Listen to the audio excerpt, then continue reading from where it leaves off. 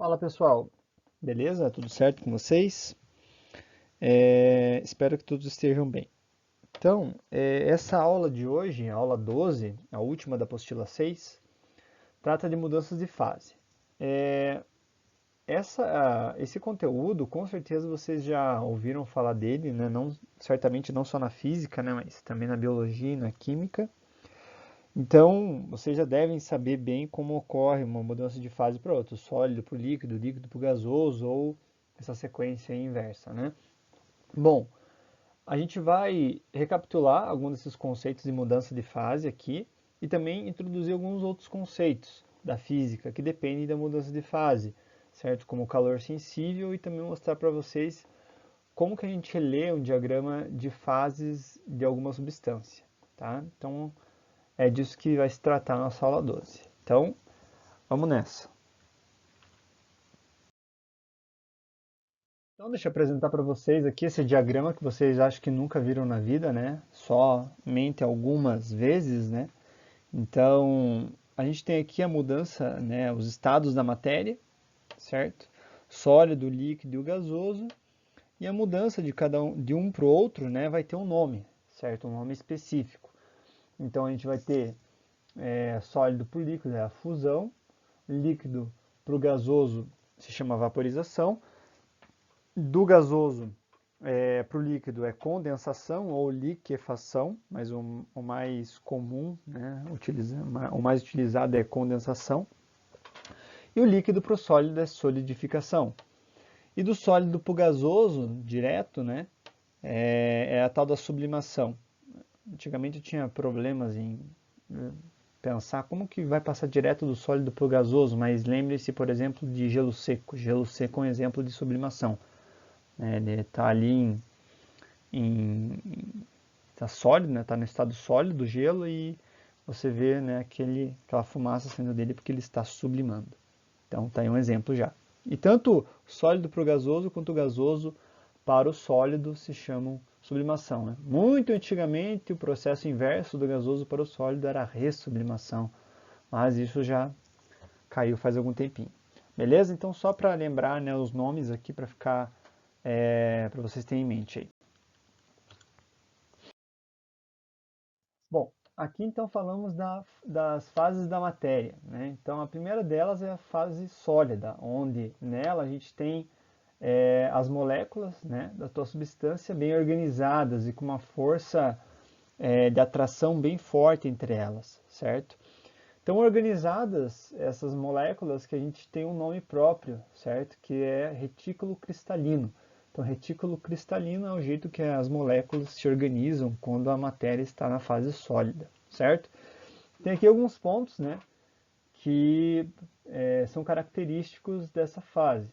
Então, o primeiro deles é que formam volume bem definidos, de fato, né? Você pega alguma coisa que está no estado sólido, por exemplo, um pedaço de gelo, pode ser, ou qualquer outra coisa que esteja no estado sólido, um bloco de ferro, um bloco de plástico, acrílico, seja lá o que for, ele vai ter uma forma e um volume bem definido, certo? As partículas estão próximas umas das outras e ligadas por forças elétricas intensas, sim, foi o que eu acabei de mencionar aqui, né? Essas partículas estão bem fortes, né? Estão com uma força de atração muito grande entre si.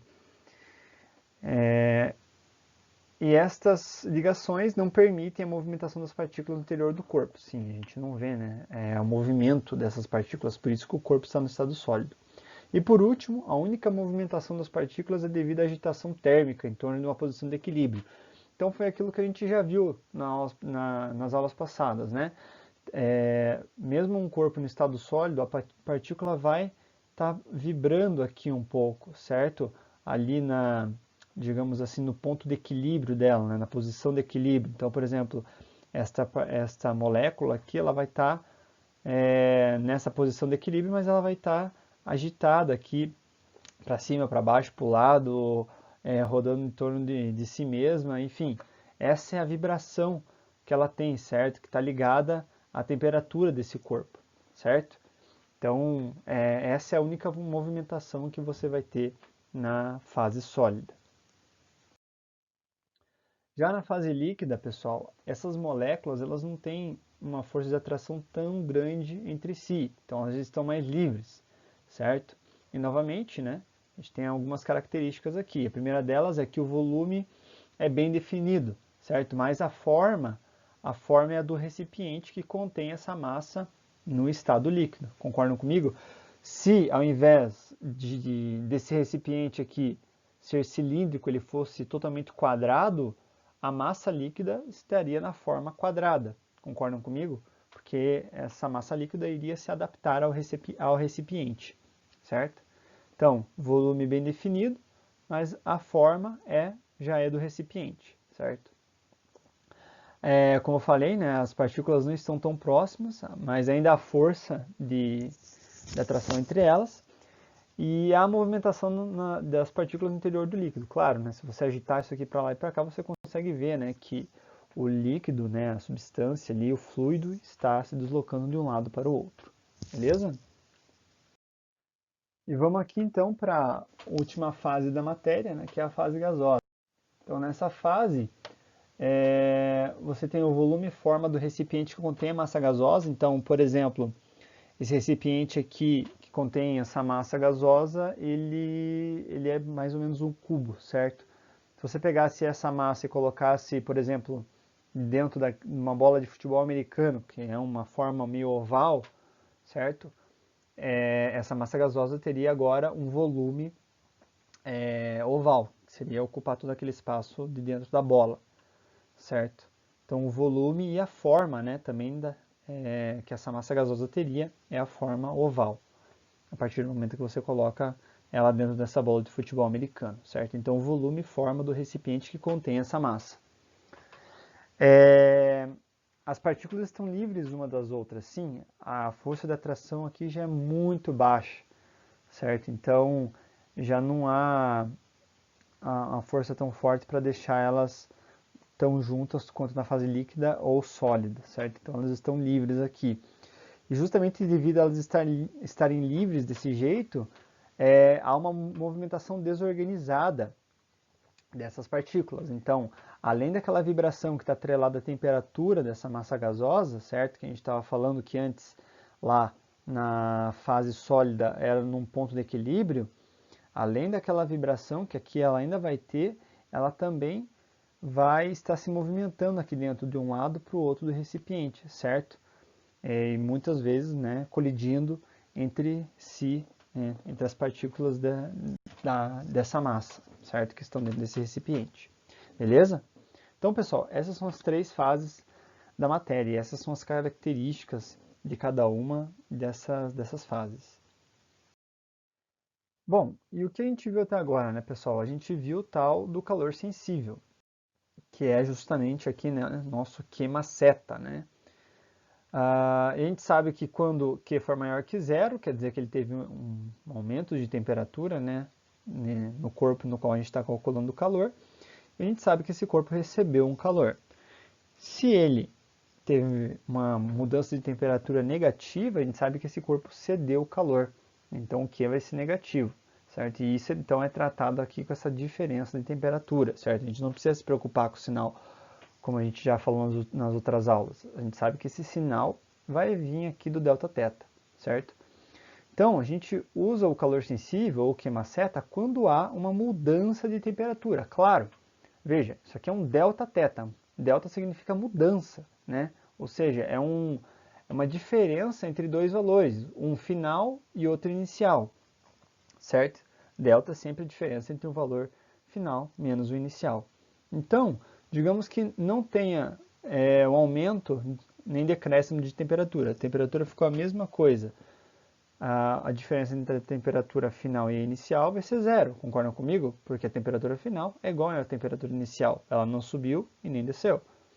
Então, se você colocar zero aqui, você vai ver que você vai ter um calor igual a zero, certo? Esse corpo nem recebeu e nem cedeu calor.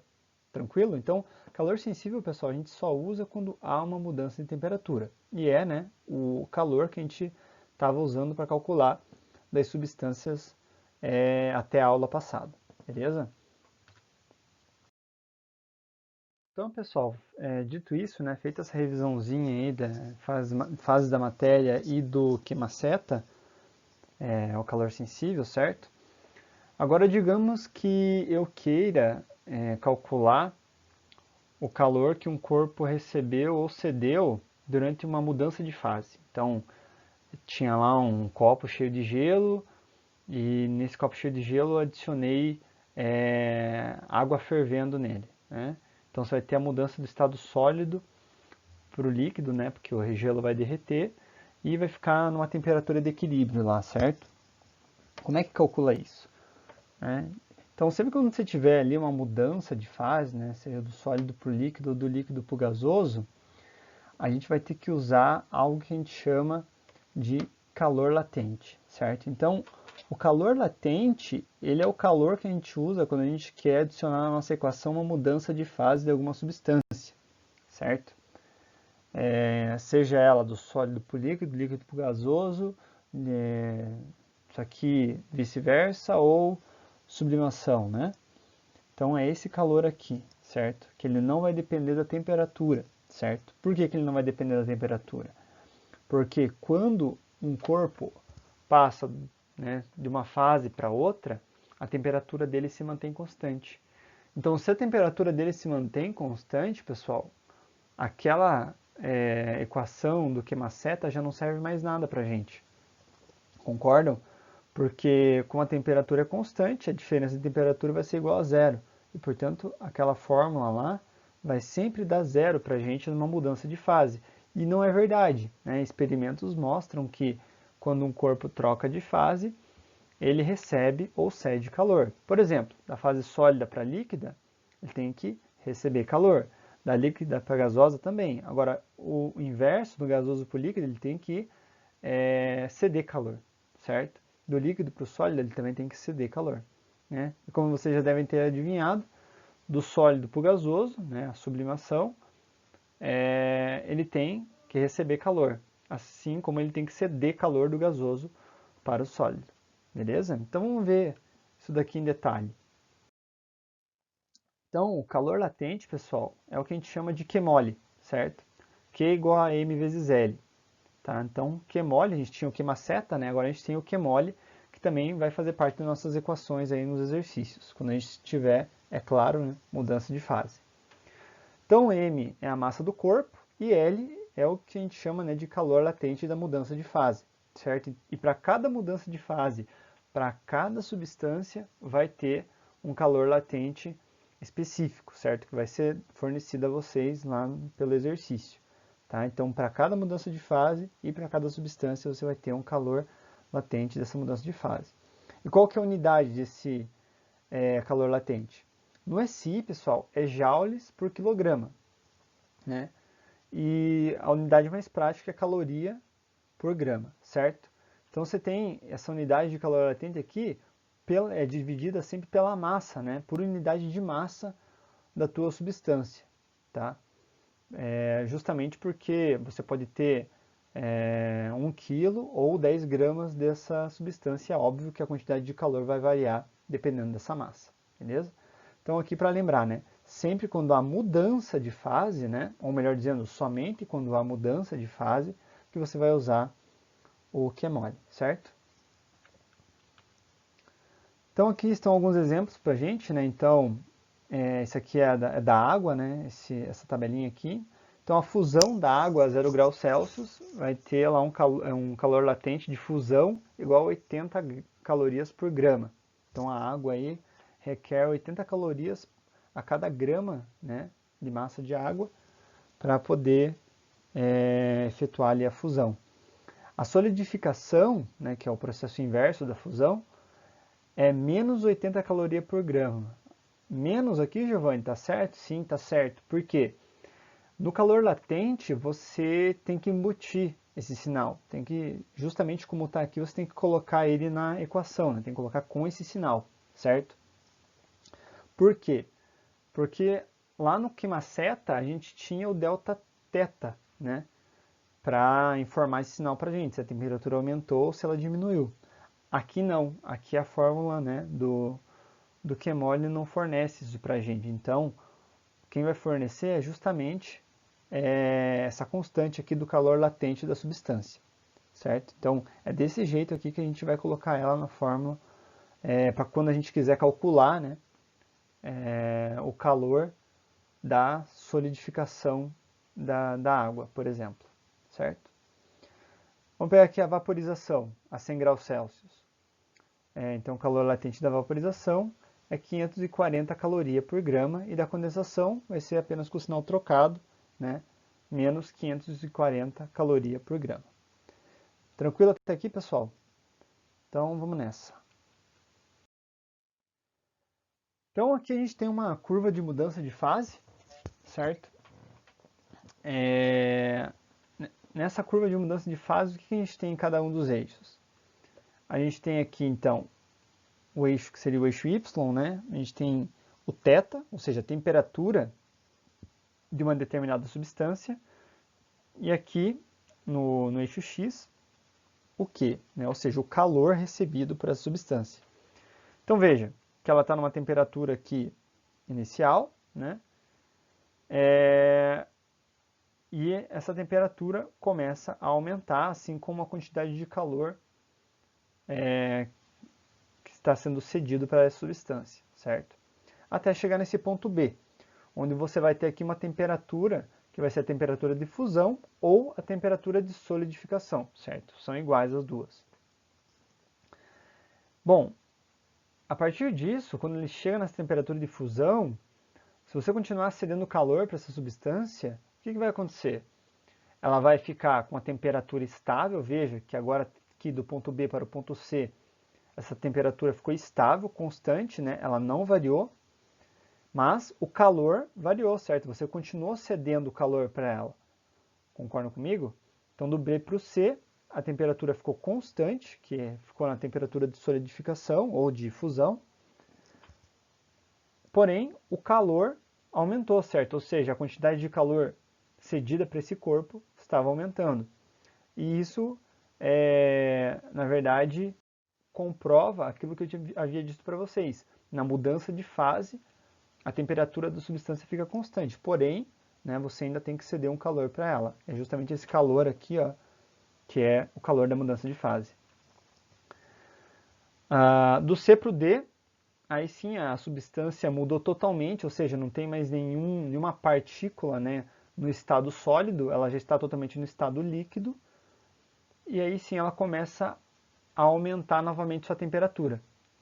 Você cedendo mais calor para ela, você vai aumentar a temperatura dela até chegar ali no ponto D, onde ela aumentou a sua temperatura no máximo que ela pôde, até chegar ao ponto de vaporização, certo? Ou que vai ser igual aqui, né, ao ponto de condensação, certo? Vocês podem perguntar para mim, Giovanni, mas aqui não seria apenas o ponto de vaporização, sendo que a gente está aumentando a temperatura da substância? Sim, mas esses dois pontos aqui têm a mesma temperatura, certo? Seria de condensação se a gente estivesse fazendo essa curva aqui ao contrário, certo? Mas aqui, como isso aqui não é uma linha do tempo, você também pode traçar ela ao contrário, certo? Isso aqui, lembre-se que o tempo não está aqui, quem está aqui é o calor, né? A gente está fazendo ela da esquerda para a direita. Então, no ponto D, ela chegou na temperatura máxima que ela consegue no estado líquido e, portanto, agora ela vai começar a vaporizar, né? Do ponto D até o ponto E, ela continua com a mesma temperatura, porém ainda recebendo uma quantidade de calor para poder mudar, né, para o estado gasoso, certo? No ponto E a gente já não tem mais nenhuma parte dessa substância líquida, certo? E a partir disso você consegue aumentar novamente a temperatura desse gás, certo? É isso, pessoal. É assim que a gente lê uma curva de mudança de fase de uma substância. Como eu falei, tanto pode ser da esquerda para a direita, quanto da direita para a esquerda. Da direita para a esquerda, ela já estava com uma temperatura, né, uma massa gasosa aqui, uma vez que esse é o ponto de vaporização.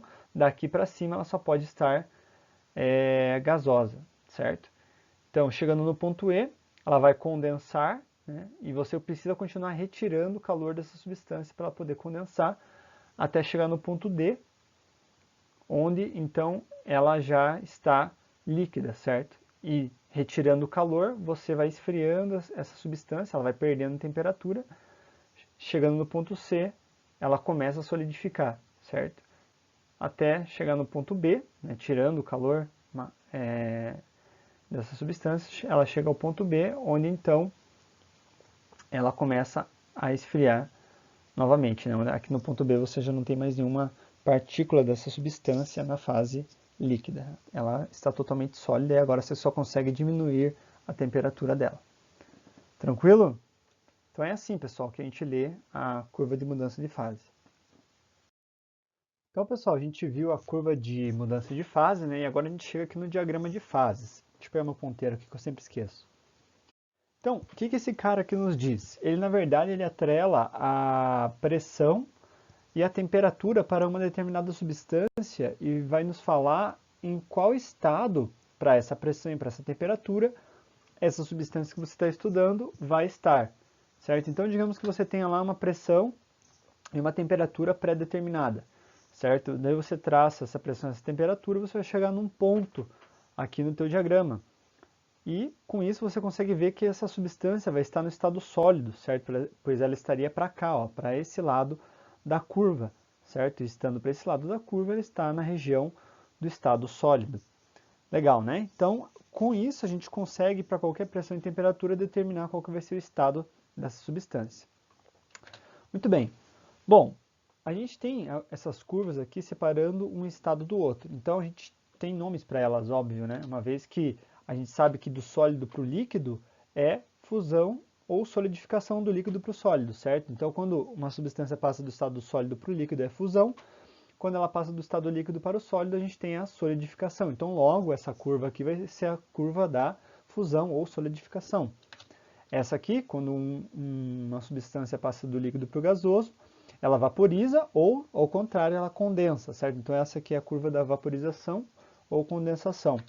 E por último, a gente tem a curva da sublimação, passando do estado sólido para o gasoso, direto, certo? Então, a gente tem essas três curvas aqui. Mais um ponto, né? Aliás, dois pontos bem importantes aqui do diagrama de fases é o ponto crítico e o ponto tríplice, certo? Ou seja, o ponto tríplice, o que ele é? Ele é o ponto onde você vai ter o equilíbrio das três fases. Ou seja, é possível você encontrar as três fases com essa determinada pressão e temperatura, certo? Veja que ele está aqui, ó, numa temperatura bem definida e numa pressão bem definida. Então, você, aplicando essa pressão e essa temperatura em cima da matéria, da substância que você esteja estudando, você pode obter as três fases ao mesmo tempo. As três fases podem coexistir, assim que a gente fala de um jeito bonito, que elas podem existir ao mesmo tempo, certo? E o ponto crítico, que é esse ponto C aqui. O ponto crítico, ele vai ser o ponto onde você não vai ter mais o estado líquido, tá? Não vai mais ser possível você obter o estado líquido dessa tua substância, beleza? Então estão aí as três curvas. Bom, então, como eu estava falando antes, né, se você tiver a pressão e a temperatura, você consegue determinar um ponto que vai te dizer em qual estado da matéria que vai se encontrar a tua substância. Legal. Como a gente sabe agora dessas curvas de fusão, solidificação, sublimação, vaporização, condensação, a gente pode obter, né, a partir de uma determinada pressão pré-definida, a temperatura de fusão ou solidificação, ou de vaporização, condensação, ou de sublimação para essa substância, certo? Então, tendo a pressão, você consegue a temperatura, ou o inverso, certo? Tendo a temperatura, você consegue a pressão necessária, né, para obter aquela fusão, aquela solidificação, certo? Então, digamos aqui, para uma pressão P que eu coloquei aqui, né, você vai saber que a tua solidificação ou a tua fusão da sua substância vai acontecer a uma temperatura T qualquer lá que vai estar especificada, certo? Tranquilo aqui então, pessoal? É isso que nos diz o diagrama de fase, tá? Então ele nos conta aí, você tendo os dois pontos, vai falar para você em qual estado da matéria que a tua substância vai se encontrar. Se você tiver apenas um ponto, você pode descobrir então qual pressão ou qual temperatura que vai ocorrer alguma mudança de fase. Beleza? Bom, pessoal, já sabendo então como funciona, né, o diagrama de fases, então vamos fazer uma análise um pouquinho mais criteriosa aqui para ver o que realmente acontece, né, com essas curvas aí de mudança de fase, certo? Então, por exemplo, vamos começar com a curva de sublimação, que é essa aqui, né? Do sólido para o gasoso, vai até o ponto tríplice aqui. Então, o que acontece se a gente aumentar a pressão, certo? Estando em cima dessa curva aqui, né? Vamos analisar em cima da curva. Por que em cima da curva? Porque eu quero saber justamente o que acontece com a temperatura de sublimação, se eu aumentar a pressão. Os exercícios de vestibular gostam muito de colocar essas análises para vocês, tá? Variando a pressão, o que acontece com a tua temperatura, seja ela de sublimação, fusão, solidificação, vaporização, condensação. Tá? O que acontece com essas curvas, ou melhor dizendo, o que acontece com a temperatura, né, dessas mudanças de fase quando você aumenta ou diminui a pressão sobre a substância que você está estudando. Então, se nós estivermos aqui na curva de sublimação e pegarmos um ponto qualquer, nós vamos ter então a pressão P1 para um ponto T1, certo?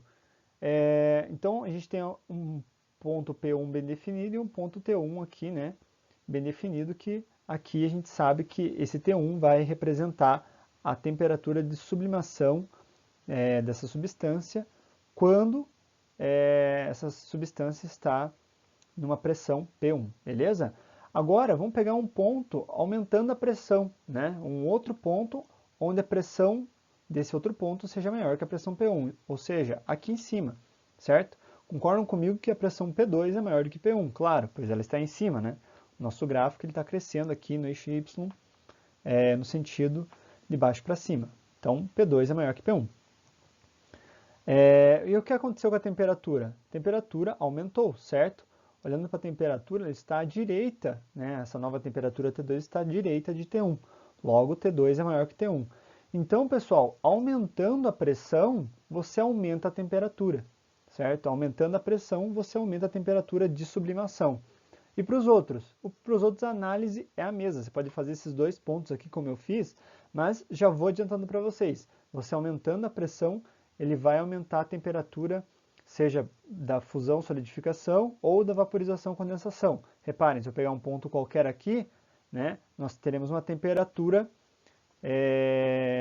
T qualquer. Você aumentando a pressão, ou seja, eu estou indo subindo aqui, né, no eixo Y, juntamente com a curva de fusão-solidificação, a gente sabe, é óbvio que você vai ter uma temperatura maior do que você tinha antes, certo? Então a análise é a mesma, certo?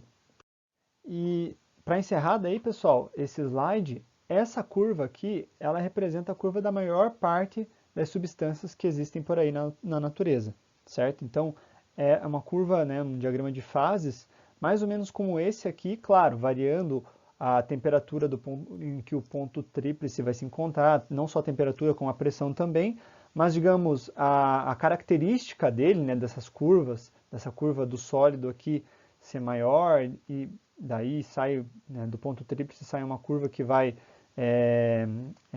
dividir o estado líquido com o estado gasoso, é mais ou menos essa curva para todas para todas não, melhor dizendo, para a maior parte das substâncias que existem na natureza, certo? E para essas substâncias, quando você tem a fusão dessa sua substância, ou seja, quando ela está no estado sólido e passa para o estado líquido, na fusão o volume dessas substâncias aumentam, certo? Como já era esperado, né? A maior parte das substâncias faz isso. Quando na fusão ela aumenta o volume, certo? Nossa, professor, você está trazendo volume agora, parece algo novo. Não, na verdade é um detalhe sutil, mas que ele faz ele tem muita importância, tá?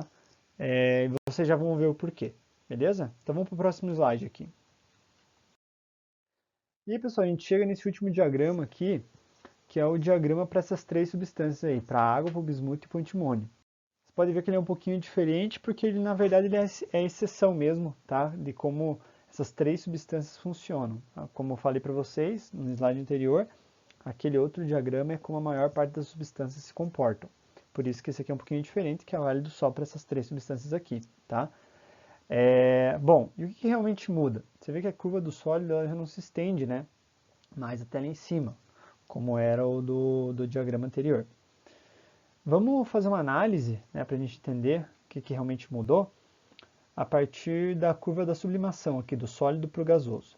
Então vamos pegar dois pontos, que nem a gente fez no slide anterior. Pegamos um ponto P1 aqui e para essa pressão P1 você vai ter uma temperatura de sublimação T1. E aí aumentamos a temperatura, uma pressão P2 maior do que P1, você vai obter uma temperatura de sublimação T2 maior do que T1. Então até aí nada mudou, né? Parece ser muito parecido com o do anterior. Porém, o que realmente muda é aqui do sólido para o líquido, certo? Ou seja, na curva de fusão ou solidificação, certo? Veja que se você pegar um ponto P1, você vai ter uma temperatura T1. Se você aumentar a pressão, você vai obter uma temperatura uma pressão P2 maior do que P1, que vai ter uma temperatura T2, que essa temperatura T2 é uma temperatura menor do que T1. Então você aumentou a pressão, mas a temperatura de fusão ou solidificação diminuiu, certo? Então esse é a grande diferença desse diagrama para os anteriores, tá? Quando você aumenta a pressão, a temperatura de fusão ou solidificação diminui, tá?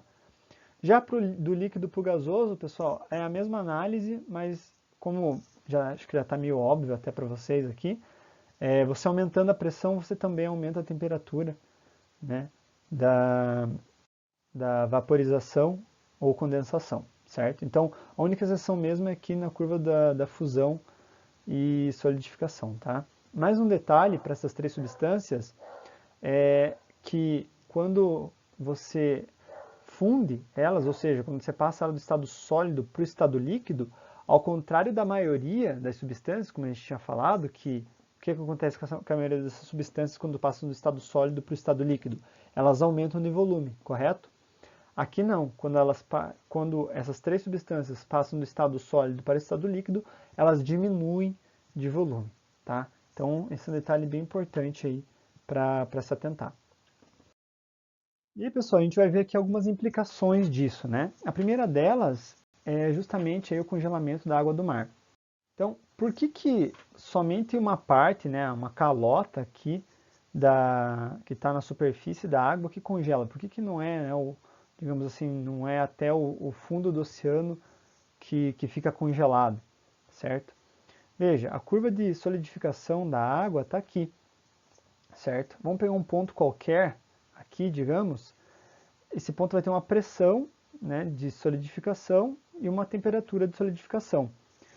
Conforme você vai aumentando a tua profundidade em relação ao nível do mar, lembre-se que tem cada vez mais água em cima de você, ou seja, tem mais pressão de água. E com mais pressão, a tua pressão aqui no gráfico vai subindo, certo? Então, você aumentando a pressão, o que acontece com a tua temperatura de solidificação? Ela vai diminuindo cada vez mais, ou seja, com uma menor temperatura de solidificação, fica mais difícil da água congelar, certo? Então, é por isso que somente uma parte da água aqui que está aqui em cima, né, na superfície, fica congelada. Conforme você vai mergulhando, a pressão vai aumentando e aumentando a pressão, precisando de uma temperatura cada vez menor para essa água congelar, certo? Pessoal, uma implicação bem legal e bem prática também, para vocês testarem se quiserem, mas eu não recomendo testar, é vocês colocarem uma garrafa de vidro, né, contendo água dentro do congelador. O que acontece? Lembra que eu falei para vocês que a água é o caso lá da exceção, né? Que quando ela funde, ou seja, quando ela passa do estado sólido para o líquido, ela diminui em volume. Né? Então, do sólido para o líquido, ao contrário das demais substâncias, né, o que parece mais natural para nós é aumentar de volume, não. A água ela diminui de volume do sólido para o líquido. Tá, Giovanni, e daí? E daí que o inverso também é válido, né? Essa lei aí, né? Então, se do sólido para o líquido ela diminui em volume, do líquido para o sólido ela aumenta. E de fato isso acontece. Tá? Então, acho que às vezes a tia, a mãe, sei lá, alguém de vocês já falou, né, para tomar cuidado quando coloca a garrafa de vidro no congelador justamente por isso, porque pode estourar. Por quê? Porque quando você, caso, né, colocasse a água, né, a garrafa de água dentro do congelador e ela viesse a congelar, ela ia aumentar de volume e poderia estourar o recipiente. Por exemplo, se a tampa tivesse muito lacrada, ela poderia vir a estourar o recipiente, tá? Que nem a lata que eu coloquei aí, né? Você vê que a lata tá estourada. Por quê? Porque a água aumentou de volume na solidificação, alguém esqueceu lá dentro do congelador, congelou, aumentou de volume e a lata não aguentou, estourou. Né? Acontece muito com lata e garrafa de vidro. Hoje em dia acho que nem tanto mais, que garrafa de vidro já está já com a tampa, né? Acho que meio que feita para isso já, caso tenha uma pressão excessiva lá dentro, a tampa cede, né? Mas em latas já é um pouco mais comum, tá?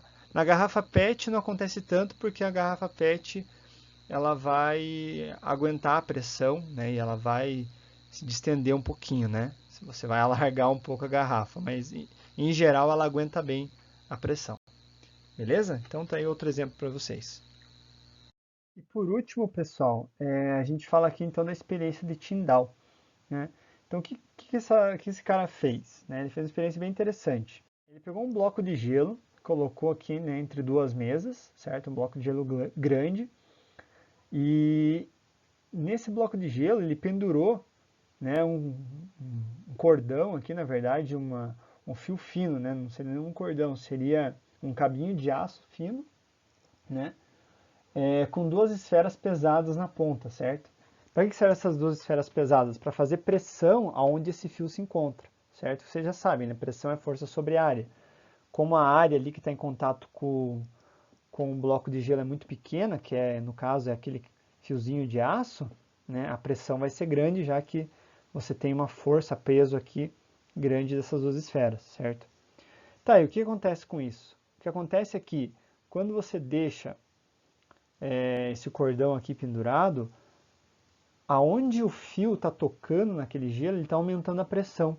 E aumentando a pressão, você diminui a temperatura de solidificação.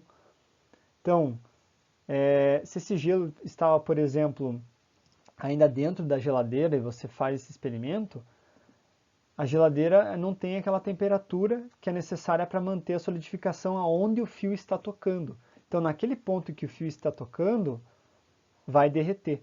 Então, derretendo, ele deixa esse fio passar. Esse fio passando por essa parte que derreteu, essa parte já não está mais com aquela pressão em cima, uma vez que esse fio já, né, transpassou isso daí, uma vez que essa parte do gelo derreteu. Portanto, volta a pressão normal e volta a temperatura normal de solidificação. Então, aquela partezinha que antes estava derretida volta a se solidificar novamente, né? Então, ela volta a virar gelo. E isso vai se repetindo por todo o caminho. Onde o fio toca, vai derreter devido ao aumento de pressão e a diminuição da temperatura necessária para solidificar aquela parte ali onde o fio está tocando. Derrete, né, aquela parte onde o fio está tocando. Esse fio passa e depois essa parte que antes estava derretida volta a se solidificar novamente. Isso fica acontecendo até o fio transpassar, né, totalmente pelo bloco. Você coloca o fio inicialmente ali em cima, né, do bloco de gelo e ele vai derretendo, solidificando e vai transpassando esse gelo até chegar aqui no final e cair, né? E se você olhasse esse bloco de gelo, você não ia ter notado diferença, né? Porque como tudo se solidificou novamente, parece que o bloco não foi cortado ao meio, digamos assim, né? Pelo fio de aço. É isso que acontece, pessoal. Então, pessoal, como eu me atrasei um pouquinho para gravar essa aula para vocês, eu vou fazer o seguinte, eu vou me estender um pouquinho nessa aula, tá? Já vou fazer alguns exercícios e aí a gente já fecha essa aula e fecha daí a apostila 6, beleza? Então vamos nessa. Então, pessoal, continuando aqui, né, com os exercícios, vamos fazer logo de cara aí o 12.04, tá? Ele é bem tranquilinho, tá? Então por isso que eu até escolhi ele para a gente começar.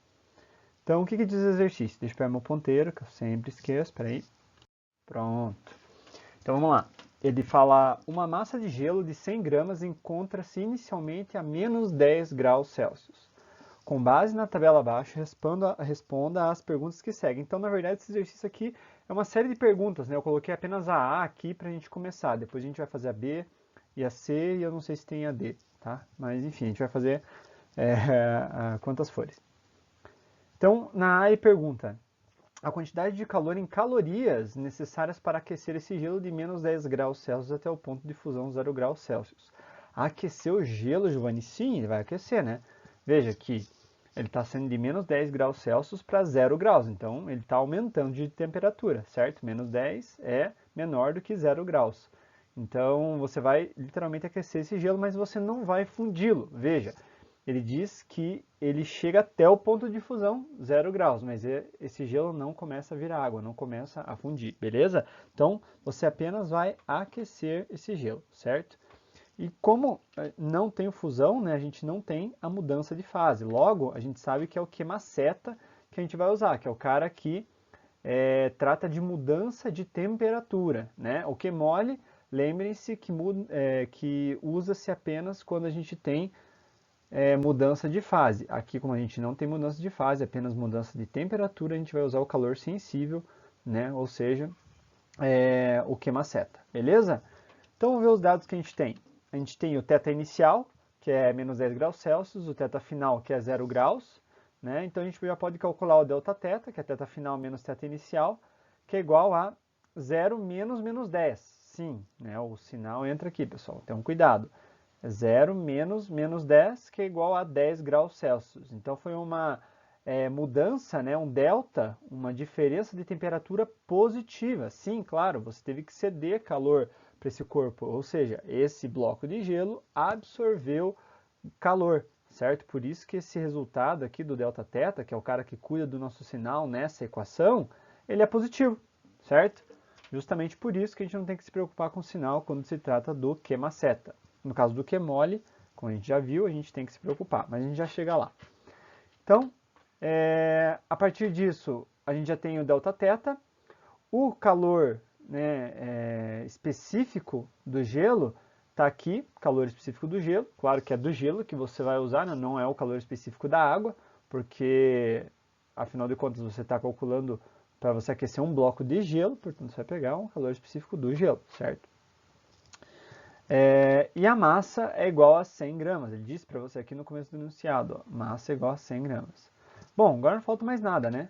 Coloca lá na equação, então, substituindo os termos, a gente tem ali 100 gramas na massa, que multiplica 0,5 caloria por grama grau Celsius, que multiplica os 10 graus de diferença.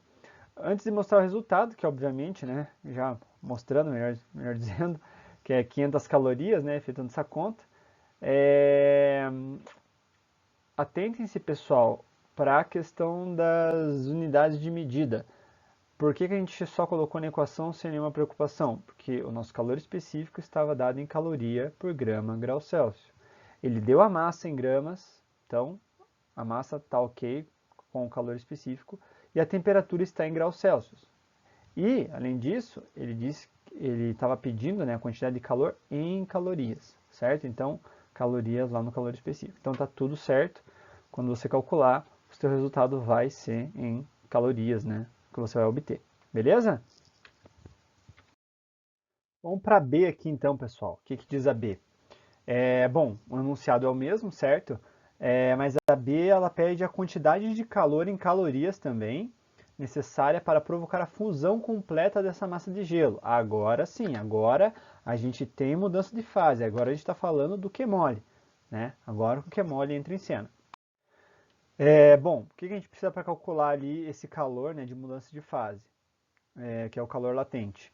A gente já tem a massa, que é 100 gramas, a gente precisa apenas do L aqui. Então a massa é 100 gramas e o L, que é o calor latente de fusão do gelo, afinal de contas, né, é o gelo que está fundindo, é 80 calorias por grama.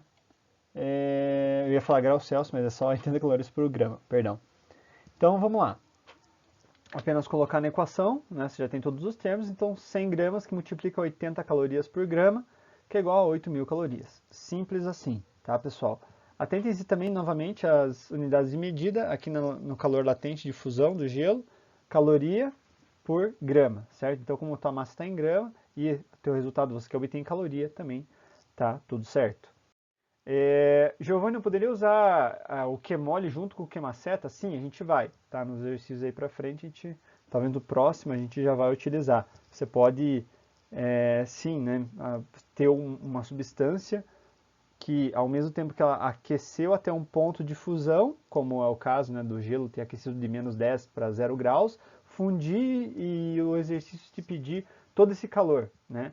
No caso seria aqui, como a gente já calculou, seria a soma, né, desse calor aqui de 8.000 com os 500, né? Para aquecer ele de menos 10 até 0 graus Celsius, né? Então seria 8.500 para você aquecer ele desde os menos 10 e transformar em água, certo? Mas tem muitos exercícios que vocês não vão saber, não vão calcular separado, né? Então, podem sim essas duas equações, tanto o QMOL quanto o QMACETA, estarem juntas. No C, pessoal, ele pede a quantidade de calor, também em calorias, necessária para aquecer a água desde 0 graus até o ponto de ebulição, que é 100 graus Celsius. Bom, então, como a letra A, né, não temos mudança de fase, ele está só mudando de temperatura. A gente vai usar o calor sensível, que é uma seta. A temperatura inicial é 0 graus Celsius e a final é 100 graus. Né? Então, ele está aquecendo desde 0 graus, a água a 0 graus, até 100 graus Celsius, que é o ponto de ebulição da água. Então, a gente vai ter uma diferença de temperatura de 100 graus, certo? Então, θ final menos θ inicial, 100 menos 0, é igual a 100 graus Celsius. Então, ainda temos uma diferença de temperatura positiva, claro, né? Essa massa de água está absorvendo esse calor. Então, por isso que essa equação aqui tem que ser positiva, né? O calor específico da água está aqui, que é o nosso C minúsculo, aqui na equação, 1 caloria por grama grau Celsius. E a massa da água, a gente também já tem a mesma massa, né, de gelo que derreteu. Então é só a gente inserir esses dados aí na equação. A gente vai ter Q igual a 100 vezes 1 vezes 100, que vai ser igual a 10.000 calorias ou 10 quilocalorias. Beleza? E por último, pessoal, aqui na D, a água já estando a 100 graus Celsius, ele quer a quantidade de calor em calorias necessárias para provocar a vaporização completa dessa massa de água. Então, aqui também a gente vai ter a mudança de fase, certo? Da água do estado líquido para o estado gasoso. Então, claro que aqui a gente vai usar o QMOL. A massa continua sendo 100 gramas, né, de água e no estado líquido que vai passar para o estado gasoso. E o calor latente de vaporização a gente já tem aqui que é 540 calorias por grama. Então é só a gente adicionar na equação esses dados. Então 100 gramas que multiplica 540 calorias por grama, você vai ficar com 54.000 calorias ou 54 quilocalorias para poder passar toda essa massa, né, de 100 gramas de água do estado líquido para estado gasoso. Beleza, pessoal? Então fechamos esse primeiro exercício aqui. Agora, pessoal, vamos para o 12.14. Diz lá, uma fonte térmica de potência constante aquece 100 gramas de água de 20 graus a 80 graus Celsius, necessitando para isso de um intervalo de tempo igual a 1 minuto. Então ele aquece essa água de 100 gramas de água de 20 a 80 graus em 1 minuto. Se essa mesma fonte fornecer calor para um bloco de gelo fundente, ou seja, que está fundindo, a 0 graus de massa 30 gramas, ou seja, um bloco de gelo de 30 gramas que está fundindo, né? Quanto tempo é necessário para fundir completamente o bloco? Desconsidere qualquer perda de calor para o ambiente, né, o que se trata de um sistema isolado, e ele te dá ali os dados do calor específico da água e do calor latente do gelo, né? Legal. Então, deixa eu pegar uma ponteira aqui, esquecendo mais uma vez. Então, pessoal, você viu que eles falam, melhor dizendo, vocês viram que o exercício falou de fonte térmica, né? Potência de uma fonte térmica. Então, a gente viu lá a potência de uma fonte térmica, que é calculada, né? Energia dividido pelo tempo, ou seja, energia que essa fonte cedeu para alguma substância, para um bloco que tem alguma massa ali, né? Dividido pela unidade de tempo que você está utilizando, certo? Então, e é nessa potência térmica dessa fonte que você vai se basear para descobrir quanto tempo é necessário para derreter esse bloco de gelo de 30 gramas, certo? Se você calcular a potência dessa fonte térmica, você já consegue calcular esse tempo, né, que você precisa para derreter todo esse gelo. Uma vez que, tendo a massa do gelo e o calor latente, você já tem a energia necessária para derreter esse bloco. Aí você já vai ter o tempo aqui. Só que antes você precisa calcular a potência. E como é que você calcula a potência? Com o dado que ele te deu ali em cima, quando ele estava aquecendo a água de 20 graus para 80 graus. Né? Ele te disse em quanto tempo que essa fonte faz isso. Então, se ele está te dando aqui os dados que você pode calcular quanto de energia que essa fonte cedeu por unidade de tempo, você tem potência, certo? Então, vamos calcular primeiro quanto de energia, né, que essa fonte gastou para aquecer essa água de 20 para 80 graus Celsius. Vai ter cachorro latindo aqui, pessoal. Desculpa novamente. Então, a gente está falando do calor sensível, certo? Uma vez que não houve mudança de fase da água de 20 graus Celsius para 80 graus Celsius. Né? Então, calor sensível, que é uma seta. A gente tem lá que o delta θ é igual a θ final menos θ inicial, que é igual a 80 menos 20, que é igual a 60 graus, certo? Então, a tua diferença de temperatura em cima dessa água foi 60 graus, certo? Bom, então a gente já tem a temperatura, né, a diferença, melhor dizendo, de temperatura, né, em cima dessa água aí. Então, agora a gente, né, o calor específico da água a gente já tem e a massa ele te deu, né, diz que é 100 gramas de água. Com isso, então, basta a gente jogar ali na fórmula os dados que a gente já tem para calcular quanto de energia que essa fonte cedeu para esses 100 gramas de água. Então, a massa é 100 gramas, vezes o calor específico, vezes a diferença de temperatura aqui que a gente calculou, né, o nosso Δθ, que é igual a 6.000 calorias, certo? Então, 6.000 calorias foi a energia que essa fonte térmica cedeu para essa água, para ela poder aquecer de 20 graus Celsius até 80 graus Celsius, certo? Com isso a gente consegue calcular a potência, pessoal, já que a gente já tem o intervalo de tempo em que essa fonte cedeu essas 6.000 calorias, né? Então, potência é igual a energia sobre tempo. Então, 6.000 calorias sobre 1, que é igual a 6.000 calorias por minuto, certo? Lembre-se que aqui a gente colocou 1 minuto, né? Que ele falou lá no exercício. A gente pode também calcular em segundos. Veja que a tua resposta está tanto em minuto quanto em segundos. Então, é bom a gente ter os dois aqui. Nesse caso é bom porque é fácil, né? De dividir. Veja, 6.000 dividido por 60 dá igual a 100 calorias por segundo. Então, justamente por isso que nesse caso é interessante ter os dois. Mas se fosse muito complicado a divisão, talvez não fosse tão interessante assim, tá? Então tem que avaliar isso aí. Bom, tendo a potência, agora a gente já pode obter o tempo, né? Que aquele bloco de gelo levou para se fundir. A gente só precisa calcular antes disso o calor latente de fusão dessas 30 gramas de gelo, certo? Então, como ele está fundindo, né, então é uma mudança de fase, a gente vai usar o QMOL, 30 gramas que é o bloco de gelo, vezes o calor latente de fusão, 80 calorias por grama, certo? Então a gente vai ter aí 2.400 calorias que você teve que ceder para esse bloco derreter, certo? Então com isso a gente já consegue calcular o tempo. Então, utilizando novamente a fórmula aí da potência térmica, né? A potência você já conhece, o tempo é o que você quer saber e a energia você já tem. Então, 2.400 calorias dividido por ΔT. Eu ainda não substituí o P justamente para vocês verem que aqui eu coloco, né, o 100, por quê? Porque eu sei que o 100 vai cortar os dois zeros ali, pessoal, e eu já vi que na resposta tem lá 24 segundos, né? Então, vai de vocês avaliarem, né? Como a gente tem as duas unidades aqui nas respostas, nas alternativas, às vezes vocês escreverem, né, aqui, e como vocês têm duas opções aqui de potência, vocês verificarem qual que é a melhor para vocês acabarem, né, finalizarem a conta de vocês.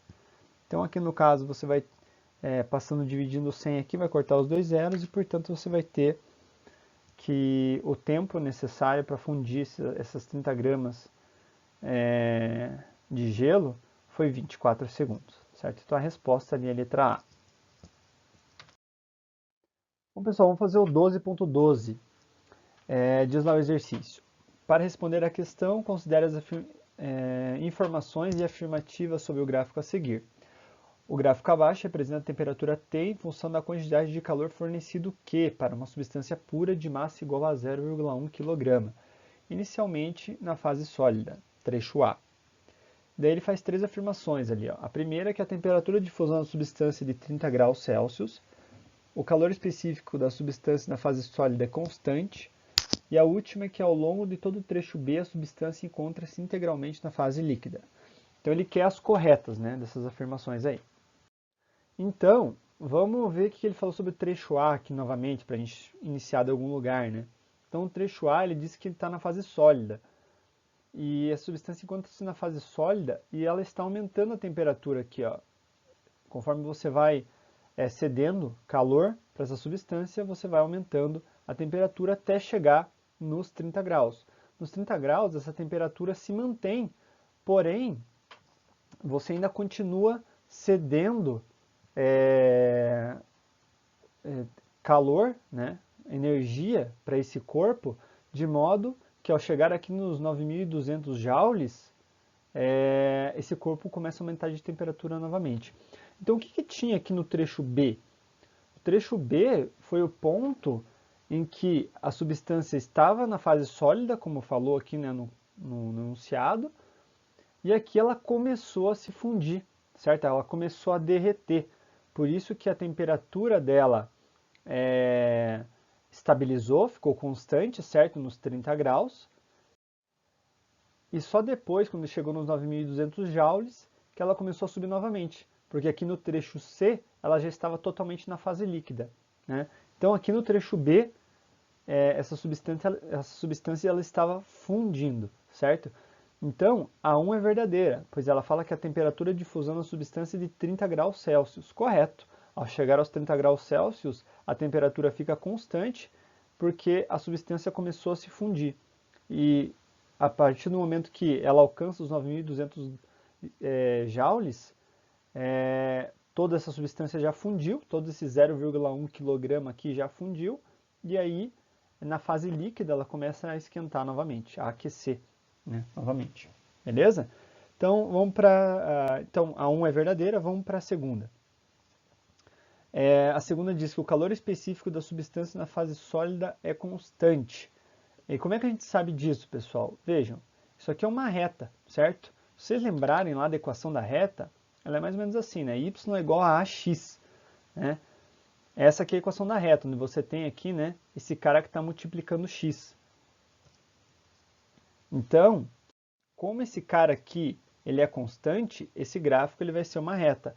E se vocês repararem no QMACETA, que é justamente a equação que rege a fase aqui, que você tem a mudança de temperatura, né? Que você tem um calor sendo cedido para a substância e ela está aumentando de temperatura, quem rege essa fase é o QMACETA.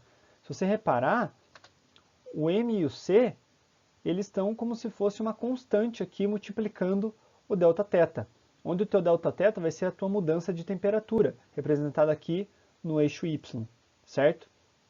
E aqui no eixo X vai ser o teu Q, certo? Ah, Giovanni, mas está invertido ali, o Q está no X e o T está no Y. Não tem problema, mas a análise ainda é pertinente. A análise é a mesma. Se você passar dividindo aqui, esse cara aqui não deixa de ser uma constante, certo?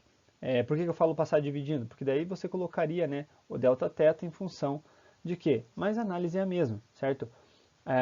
O que importa aqui é que, como a massa é constante, né, a única coisa que iria variar para isso aqui não ser uma reta seria a seu calor específico, certo? Só que como o calor específico ele é constante, como que a gente enxerga isso? porque esse gráfico aqui ele é uma reta. Então a gente tem certeza de que o calor específico é constante, uma vez que isso aqui é uma reta. Se fosse uma curva, né, uma parábola ou algo do tipo, a gente saberia que o C, né, o calor específico, já não seria mais constante, beleza? Então, a A2 também está correta. O calor específico da substância na fase sólida é constante. Assim como na fase líquida, que é o trecho C, você consegue ver que também é uma reta, certo? Apesar dela começar aqui depois, né, do trecho B, ela também continua sendo uma reta e também tem o calor específico constante. O que diz a 3? Ao longo de todo o trecho B, a substância encontra-se integralmente na fase líquida. É errado, pessoal. Por que está errada?